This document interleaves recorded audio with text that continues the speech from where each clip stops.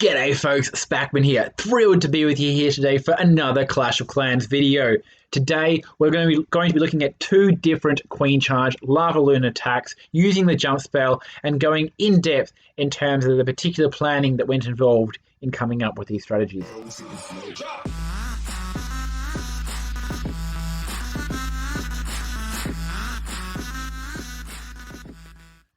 Alright, now both of these hits were from our recent CWL Elite War against King Jeffrey, and we came across with a victory 66-61, but it was a really close war. At the end, we just happened to hit triple after triple after triple to make it look a little bit more cozy than it actually was. Really happy with that victory, and now let's have a look at these two attacks, both of which I'd planned. Only one I did myself as I was knackered and had to go to sleep before I could do the other. I told the people, I said, hey guys, if anyone likes this, feel free to go for it and try it out. And Tyrant King Penguin did. So getting into this already by mistake, let's pause this for a second and have a look at this base. Both hits, I've realised, are basically the exact same attack. And very different bases, but what was, I guess, taken advantage of in these bases is effectively the same thing. And this was one starred previously with someone coming in from the 9 o'clock position with the Queen Charge. And I think due to the sweeper and just whatever took place during that raid, it just didn't get enough value. And in the end, it ended up being a 1-star hit. And but what I saw here and what I tried to take advantage of is I always try and get great jump value with my hits and try and use my queen to take down the enemy queen. Obviously, there's other options that I can go for, but if possible, this is my preferred way of attacking. And I saw immediately this Eagle Artillery, great jump value if you get a jump there. You can access the air defense, the Eagle, of course, the Queen. You get the Clan Castle, and so much other areas to access. And you can get to this spot quite easily through this bomb tower here if you were to come in from the 1230 position up top over here. And as you can see, that's what Tyrant or King Penguin is doing, I guess, on my behalf because I was unable to do so. So the plan is to come in, wall break through the section up top there. Let's just have this slowing down. P.E.K.K.A on the left to funnel, King on the right to funnel. The reason for the King on the right was actually so that it would hopefully take down the other enemy King and that wouldn't cause any issues for our own Queen. In the end, he tests wall breaker, frees the Inferno, the Wizard Tower, drop the rest of the wall breakers, going right in there. And the Queen can then access everything in that entire top section, going into the base, accessing the Eagle, where she then jumps into that main area, can take down the Queen and the Clan Castle, and basically keep on moving. And in the original plan, once the top air defense over here was taken down, I thought of dropping two archers, two loons to help take down that archer tower to get a little bit less damage on the Queen there. But obviously wasn't aware at that point in time about the Teslas here, so might not have been possible. Anyway, so we've got two rages used already and a jump. With these Queen Charges as well, I like to go heavy. So we're talking 3 rages here. I typically go for 2 freezes and 2 haste. It does depend on the base and the strategy, of course. But Tyrant here, he's used 1 freeze and 3 haste. Notice also, with the Rage Queen and the poison on the Queen and the Clan Castle, he didn't have to use his ability and managed to save that and can use that later on. So we're going through here. The Lalo's been started, really well spread out loons here everywhere. The slam is going to come down in a second, and the town hall actually gets activated by a pup, which is really handy. I don't particularly know his strategy, if that was intended or not, but either way, it worked out really well. And so the slam is helping doing some pathing for the loons here. The warden ability is done, manages to get the Queen as well. And the Queen at this point in time, she actually keeps going, and she still hasn't used her ability. So there's minions on cleanup already. We're going through here. 1 haste to use, which is finally dropped to take care of this particular area. In the end, the loons sort of fizzle out and only just get majority of the base cleared, and the Queen comes through. But remember where the Queen started. She came through at 1230. She's about to come out through the complete opposite side of the base. She's just done a full, just run right through that whole base, right up its guts, and going right through.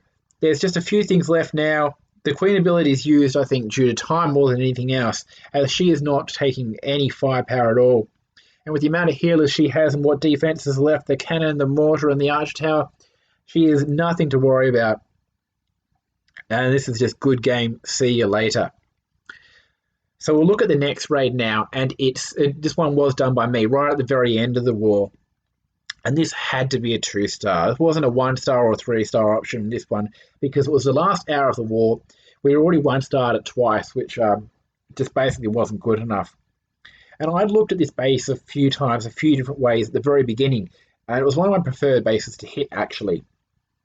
Interestingly, the strategy I used, I hadn't seen until the very end of the war when I was looking at it again.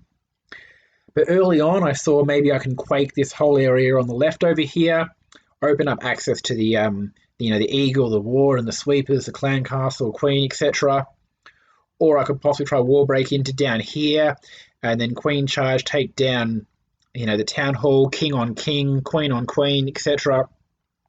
In the end, I saw the value of this expo and the warden and a jump spell encompassing that entire space, and that's effectively what I went for.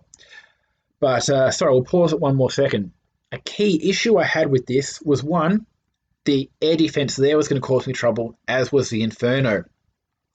And I thought, rather than dropping my healers on my queen straight away, let's have an Ice Golem tank for her. So that's what I did. So we ended up dropping the king on the far left, a P.E.K.K.A on the right to help funnel the queen inside, and the P.E.K.K.A does a brilliant job at funneling. I was really happy with the value he got.